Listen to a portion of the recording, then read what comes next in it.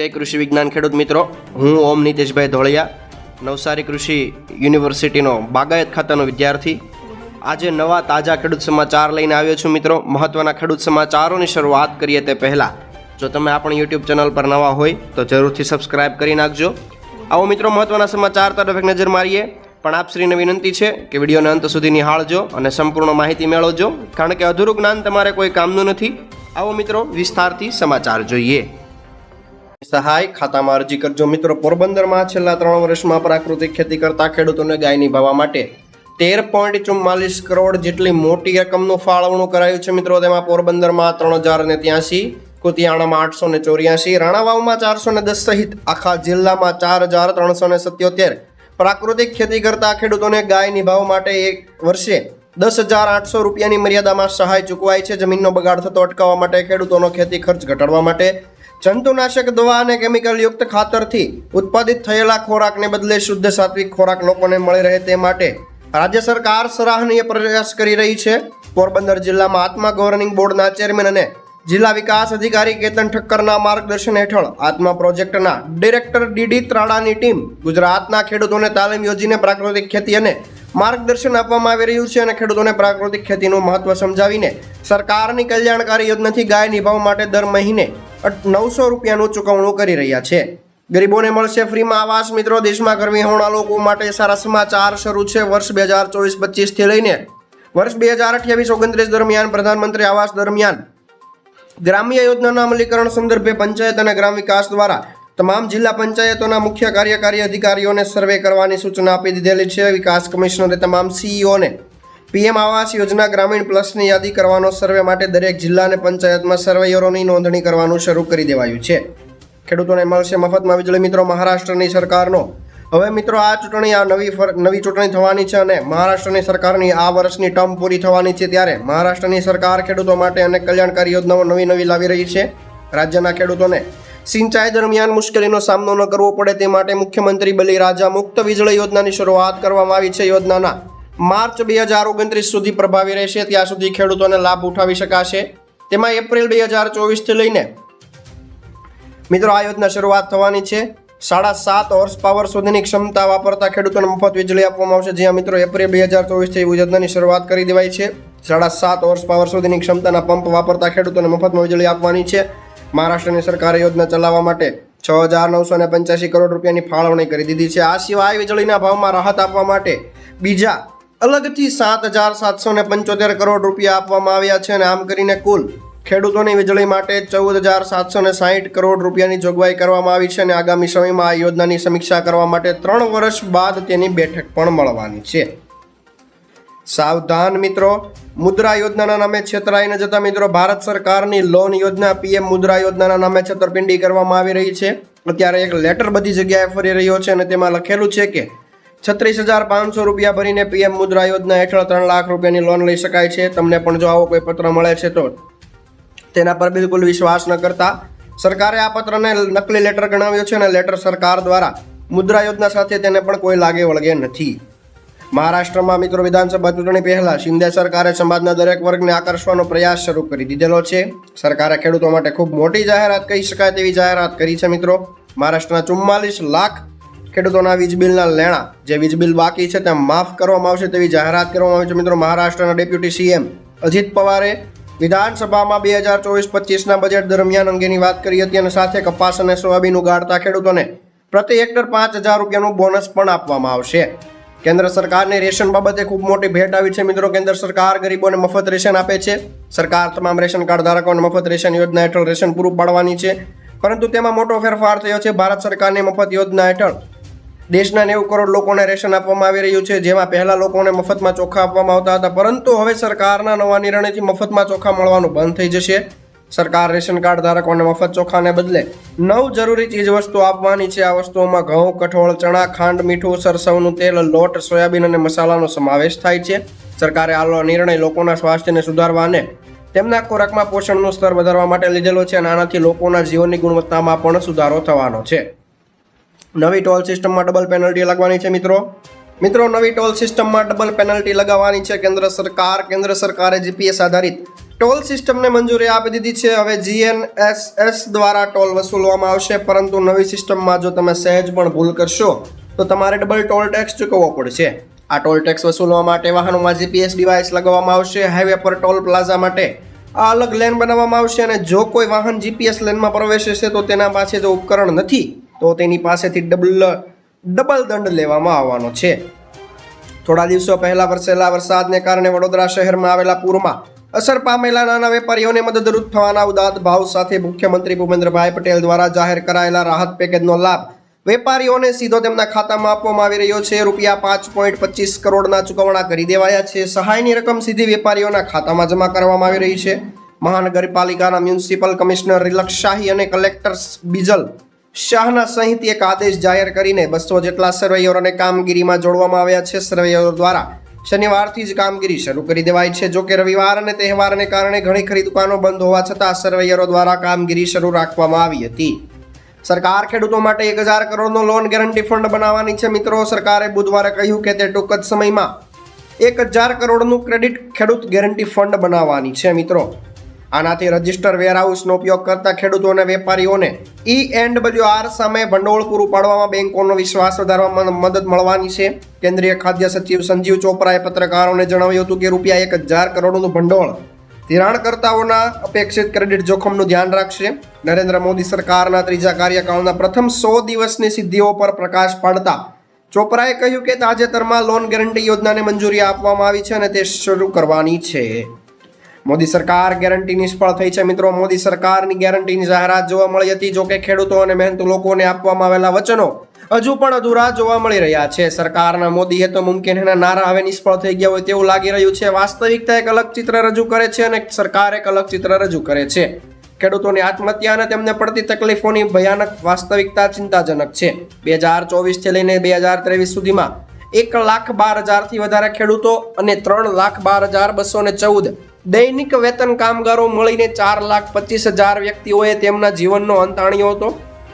આંકડાઓમાં મહિલાઓ, ખેડૂતો, કૃષિ કામદારો, જમીન વહેણા ખેડૂતો, ભાડુતી ખેડૂતો, વન કામદારો, માછીમારો અને અન્ય લોકોનો સમાવેશ થતો નથી. જ્યારે મિત્રો વડાપ્રધાન મોદીએ 2022 સુધીમાં ખેડૂતોની આવક બમણી કરવાનો વાયદો કર્યો હતો અને છતાં વાસ્તવિકતા કંઈક અલગ દેખાય છે.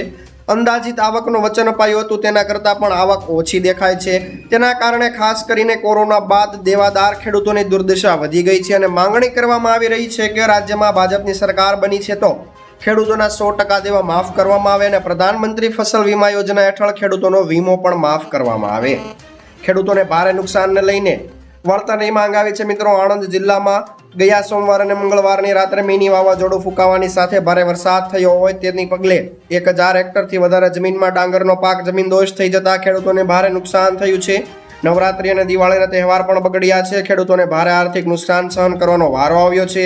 ઉમરેઠ પંથકમાં ગત સોમવાર અને મંગળવારની રાત્રે ઝડપી પવન ફૂંકાવાની સાથે ધોધમાર વરસાદ વરસતા મિની વાવાઝોડામાં ઉમરેઠ સીમ વિસ્તાર અને લીંગડા જાખલા સહિતના આસપાસના ગામના સીમ વિસ્તારમાં અંદાજિત 1000 હેક્ટરથી વધારે જમીનમાં, જે મિત્રો તમે સાચું સાંભળ્યું, 1000 કરતાં વધારે જમીનમાં 1000 હેક્ટર કરતાં વધારે જમીનમાં ડાંગરનો પાક જમીનદોષ થઈ જતા ખેડૂતોને ભારે નુકસાન સહન કરવાનો વારો આવ્યો છે અને વીઘા દીઠ ખાતર પાછળ 15,000 થી 12,000નો ખર્ચ કરીને મહેનત મજૂરી કરતા ડાંગરનો પાક તૈયાર થયો હતો અને તે અત્યારે બળીને રાખ થઈ ગયો છે. મિત્રો, ત્યારે ખેડૂતોને એવી આશા હતી કે સારું ઉત્પાદન થશે, સારો ભાવ મળશે તો પરિવાર સાથે સારી રીતે નવરાત્રી અને દિવાળીના તહેવારો ઉજવી શકશે, પરંતુ અત્યારે વરસાદને કારણે ખેડૂતોની આશા ઉપર પાણી ફરી ગયું છે. 1000 રૂપિયા મહિલાઓને મળવાના છે. મિત્રો, રાજધાની દિલ્હીની આતિશી સરકારે રાજ્યના વિકાસ માટે નિર્ણય લેવાનું શરૂ કરી દીધેલું છે. દરમિયાન દિલ્હી સરકારના મહિલા અને બાળ વિકાસ મંત્રી કૈલાશ ગેહલોતે મંગળવારે ચાર્જ સંભાળતાની સાથે જ કહ્યું કે તમામ પડતર દરખાસ્તો અને યોજનાને મંજૂરી અપાશે.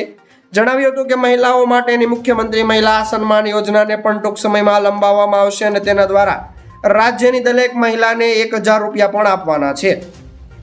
દેશમાં ડ્રાઇવિંગ લાયસન્સને લઈને નવા નિયમ આવ્યા છે. મિત્રો, ડ્રાઇવિંગ લાયસન્સ બનાવવું ખૂબ જ મુશ્કેલ હોય છે અને લોકો માને છે કે લાંચ આપ્યા વિના કે એજન્ટ વગર ડ્રાઇવિંગ લાયસન્સ મેળવી શકાતું નથી, પરંતુ હવે તેવું નથી.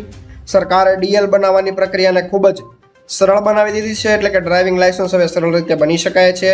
ડ્રાઇવિંગ લાયસન્સ મેળવવા માટે ઘણા લોકો RTOમાં ટેસ્ટ આપવો પડે છે, પરંતુ સરકાર નવો નિયમ લાવી છે કે તેના કારણે RTOમાં લર્નિંગ લાયસન્સનો ટેસ્ટ આપ્યા વિના તમે લાયસન્સ બનાવી શકો છો. તમને જણાવી દઈએ કે લાયસન્સની પ્રક્રિયાને સરળ બનાવવા સરકારે 1 જૂન 2024થી નિયમોમાં ફેરફાર કર્યા હતા. માર્ગ પરિવહન મંત્રાલય દ્વારા નિયમોમાં ફેરફાર કરવામાં આવ્યા છે.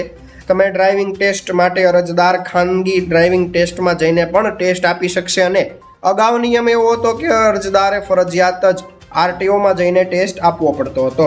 પીએમ કિસાનનો 18મો હપ્તો મિત્રો જમા થઈ ગયો છે. તો ખેડૂતોના ખાતામાં અંદર જમા કરાવી દેવાયો છે. 9.4 કરોડથી વધારે ખેડૂતોના ખાતામાં ડાયરેક્ટ બેંક ટ્રાન્સફર એટલે કે ડીબીટી દ્વારા રૂપિયા 20,000 કરોડથી વધુના લાભ અપાયા છે. પીએમ કિસાન યોજના અંતર્ગત પીએમ મોદીએ મહારાષ્ટ્રના વાસીમથી યોજનાનો 18મો હપ્તો બહાર પાડ્યો હતો. પીએમ કિસાનના 18મા હપ્તામાં કેટલાક ખેડૂતોને 2,000 ને બદલે 4,000 રૂપિયા પણ મળશે અને મળવાના છે. કારણ કે દસ્તાવેજોના અભાવે કેવાયસી ન કરવાના અભાવે 17મા હપ્તાના પૈસા નહોતા મળ્યા. તેને લઈને હવે તેઓએ જો સુધારા વધારા કરાવી લીધા હશે તો તેમને હવે 17 અને 18મો હપ્તો બંને એક સાથે મળવાનો છે. પણ જો મિત્રો તમને 18મો હપ્તો નથી મળ્યો તો તમે તમારા કિસાન યોજનાને લગતી કોઈ પણ સમસ્યાના કિસ્સામાં ખેડૂતોને મેઇલ આઈડી જાહેર કરવામાં આવી છે, જે છે pmkisan-ict@government.in પર સંપર્ક કરી શકો છો. અથવા તો પીએમ કિસાન યોજનાના હેલ્પલાઇન નંબર 155261 અથવા 1800115526. જી હા મિત્રો, 555261 અથવા તો 1800115526 પર અથવા તો 011-233-81-092 પર સંપર્ક કરીને તમારી સમસ્યાનું સમાધાન મેળવી શકો છો. રેશન કાર્ડમાં મળવાનો છે 8 વસ્તુનો લાભ મિત્રો. ભારત સરકાર દેશના ખેડૂતોને સુવિધાઓ આપવા માટે અને નાગરિકોને સુવિધાઓ આપવા માટે ઘણી બધી યોજનાઓ ચલાવતી હોય છે. દેશના કરોડો લોકો યોજનાનો લાભ પણ લે છે. ભારતમાં એવા ઘણા લોકો છે તેમને ભોજન માટે સરકાર પર નિર્ભર રહેવું પડતું હોય છે. રાષ્ટ્રીય ખાદ્ય સુરક્ષા કાયદા હેઠળ એટલે કે NFS નેશનલ ફૂડ સિક્યોરિટી કાયદા હેઠળ ભારત સરકાર આ લોકોને મફતમાં રેશન આપતી હોય છે. તે જ સમયે સરકાર ઘણા બધા લોકોને નજીવા દરે રાશન પણ આપે છે. આ સરકારી યોજનાનો લાભ લેવા માટે તમારી પાસે રેશન કાર્ડ હોવું ફરજિયાત છે. વીમો, પાક વીમો, મફત સિલિન્ડર અને વિશ્વકર્મા યોજનામાં લાભ લેવા માટે ખેડૂતોએ રેશન કાર્ડના આધારે પાક વીમા માટે સિલિન્ડરનો લાભ પણ મેળવી શકે છે અને તમામ જગ્યાએ રેશન કાર્ડ દ્વારા તમને લાભ મળવાના છે. અંબાલાલ પટેલની ફરી એકવાર આગાહી આવી છે મિત્રો. ગુજરાતમાં વરસાદ અને વાવાઝોડાની આગાહી આવી છે. તેઓએ આગાહી કરતા જણાવ્યું છે કે 17 ઓક્ટોબરે અરબ સાગર અને બંગાળની ખાડીમાં એક વાવાઝોડું બનવાની શક્યતા છે. વાવાઝોડું 19 થી 22 ઓક્ટોબર સુધીમાં વધારે એક્ટિવ થવાનું છે. સૌરાષ્ટ્ર અને દક્ષિણ ગુજરાતમાં અસર દેખાવાની છે. દેશના ઉત્તરીય પર્વતીય વિસ્તારમાં વેસ્ટર્ન ડિસ્ટર્બન્સ થવાની શક્યતા રહેવાની છે અને વાવાઝોડાની દિશા ગુજરાતમાં વરસાદ લાવવાની છે. ખેડૂતોને બંધ થયેલા બોર શરૂ કરવા માટે મળશે 90% સબસિડી મિત્રો. કેન્દ્રીય મંત્રી CR પાટીલે મોટી જાહેરાત કરી દીધી છે. આ બાદ ખેડૂતોને ખૂબ મોટો ફાયદો થવાનો છે. ખેડૂતો તેમના બંધ થયેલા બોર શરૂ કરવા માટે 90% જેટલી સહાય તેમને મળવાની છે મિત્રો. CR પાટીલે કહ્યું કે રાજ્યમાં પ્રથમ તબક્કામાં 24,000 જેટલા બોર બનાવવાનો રાજ્ય સરકારનો સંકલ્પ છે. CR પાટીલે કહ્યું કે જ્યાં વધારે પાણી ભરાય છે ત્યાં બોર બનાવવાથી ઘણા બધા ફાયદા થવાના છે. રિક્ષા ખરીદવા માટે 48,000ની સહાય મિત્રો. જે મિત્રો રિક્ષા ખરીદવા માંગતા હોય તેમના માટે સૌથી મોટી જાહેરાત કરવામાં આવી છે. પરંતુ મિત્રો આ સામાન્ય રિક્ષા નથી, ઇલેક્ટ્રિક રિક્ષા છે. પર્યાવરણીય પ્રદૂષણ અને વાહનોના ધુમાડાના થતા પ્રદૂષણને અટકાવવા માટે કેન્દ્ર સરકાર અને ગુજરાત સરકારે નવી જાહેરાત કરી છે. તેના અંદર મિત્રો ઇલેક્ટ્રિક રિક્ષા ખરીદવું હોય તેમને 48,000ની સુવિધા આપવામાં આવશે. આ યોજનાની અંદર કોને કોને લાભ મળશે તો વાત કરી દઈએ મિત્રો. રિક્ષા ચાલક મહિલાઓ, સાહસિક વર્ગો અને યુવાઓ, જે લોકો સ્ટાર્ટઅપ કરવા માંગતા હોય તેવા યુવા વર્ગને, અનુસૂચિત જાતિ અને અનુસૂચિત જનજાતિના લોકો, જે લોકો આર્થિક રીતે પછાત છે તેવા લોકોને પણ આ યોજનાનો લાભ મળવાનો છે. ગુજરાત સરકાર દ્વારા 48,000 રૂપિયાની સહાય કરવાની છે. ખેતર લેવા માટે 15,000ની સહાય મિત્રો. પ્રધાનમંત્રી નરેન્દ્રભાઈ મોદીના ખેડૂત કલ્યાણ સંકલ્પને લઈને ઘણી બધી યોજનાઓ અમલમાં આવી છે. તો સીધો લાભ ખેડૂતોને મળી શકે તે માટે પ્રધાનમંત્રી કિસાન સન્માન નિધિ યોજના બહાર પાડવામાં આવેલી છે. ગુજરાત રાજ્ય સરકાર દ્વારા પણ અનેક યોજનાઓ ઓનલાઈન મૂકવામાં આવી છે. પોતાના પાકના વિકાસ માટે અલગ અલગ પ્રકારના પોષક તત્વોની જરૂરિયાત હોય છે. અમુક પોષક તત્વો જમીનમાં હોય છે અને અમુક પોષક તત્વો તમારે બહારથી આપવાના હોય છે.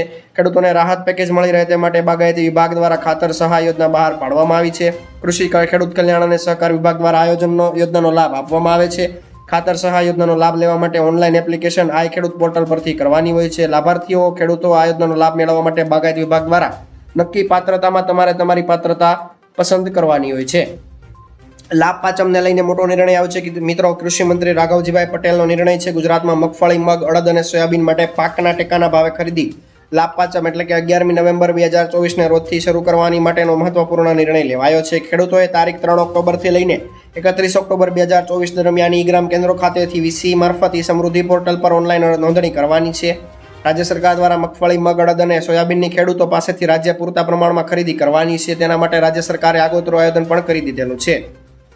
લીલી પરિક્રમાને લઈને નિર્ણય આવ્યો છે મિત્રો. ગિરનાર તળેટી ખાતે ઉતારા મંડળ ભવના દ્વારા એક બેઠક યોજવામાં આવી હતી. પરિક્રમા બાદ કારતક સુદ 11 મંગળવાર તારીખ 12 નવેમ્બર 2024 ના રોજ સાધુ સંતો, પદાધિકારીઓ, ઉતારા મંડળ ભવનાથના અધિકારીઓ અને ભાવિક ભક્તોની હાજરી સાથે શુભારંભ કરવાનો છે. લીલી પરિક્રમાની પૂર્ણાહુતિ કારતક સુદ પૂનમને શુક્રવાર તારીખ 15 નવેમ્બર 2024 ના રોજ પૂર્ણ થવાની છે અને આ વર્ષે પણ 14નો ક્ષય હોવાથી પરિક્રમા 14ને દિવસે બંધ રહેશે. તેથી 4 દિવસની જ પરિક્રમા કરવાની છે.